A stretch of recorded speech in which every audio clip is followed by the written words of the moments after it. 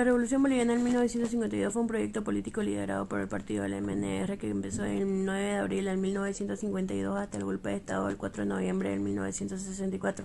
En estos años hubo un cogobierno y a la vez una pugna de poder entre el partido y los sindicatos obreros. El impacto más importante de la Revolución del 52 fue el haber incorporado el indigenismo al debate sociopolítico hegemónico, ya que el indígena estaba excluido de la vida civil y debía incorporársele adaptándolo a integración social, comenzando por una enseñanza educativa.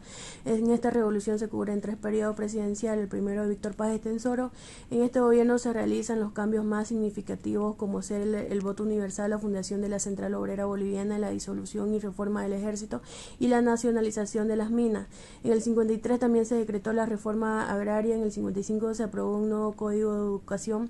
En el segundo gobierno de Hernán Siles Suazo enfrentó la inflación causada por las reformas durante el gobierno de Paz Estenssoro y llevó a cabo el plan de estabilización a través de convenios de fondos monetarios internacional. Y el tercer gobierno fue el segundo periodo de Paz Estenssoro, en el que se dedicó a reformar la Corporación Minera de Bolivia, Comibol, y construir infraestructura y consolidar la llamada Marcha al Oriente.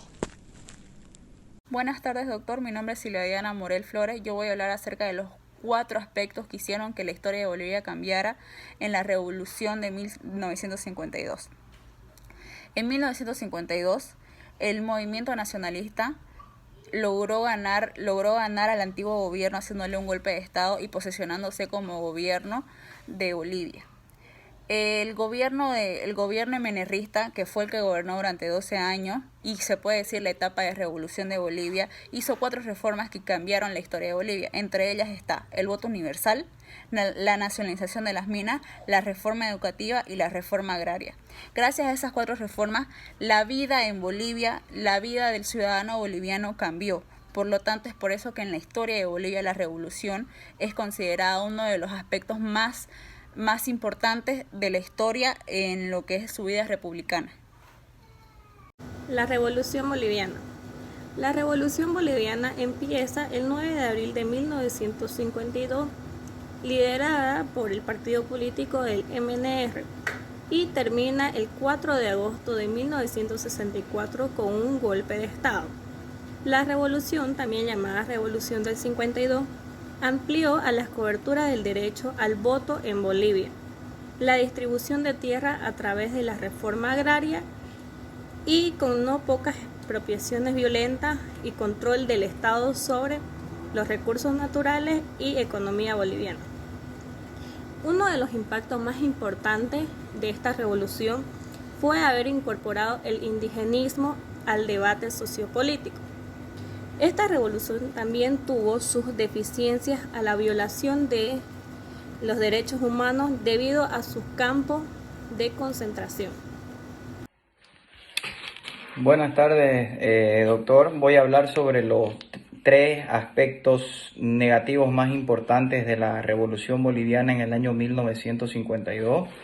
La Revolución Boliviana del año 1952 fue un proyecto liderado por MNR, encabezado por Víctor Paz, Hernán Siles, Juan Lechín, Walter Guevara, Antonio Seleme y campesinos mineros. Hubieron 3 aspectos importantes negativos. Uno de ellos fue la violencia en general, que esto causó pérdida de vida de 460 militares y civiles. Persecución política a enemigos políticos. El MNR instaló campos de concentración en las localidades frías de los Andes bolivianos, como Catavi, Coroico, Curuaca. Entre víctimas se encuentran el filósofo Numa Romero y Roberto Prudencio. La tercera fue la mala administración de la Comibol. En ese momento la Comibol aporta el 80% de las divisas del dinero que Bolivia necesita para subsistir.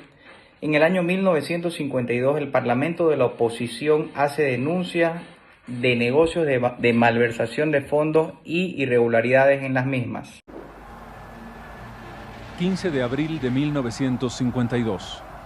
La llegada triunfal de Víctor Paz Estenssoro a la sede de gobierno marca la culminación de un proceso bélico que llevaría a un partido político y a un país a los cambios más importantes que haya vivido en su historia contemporánea.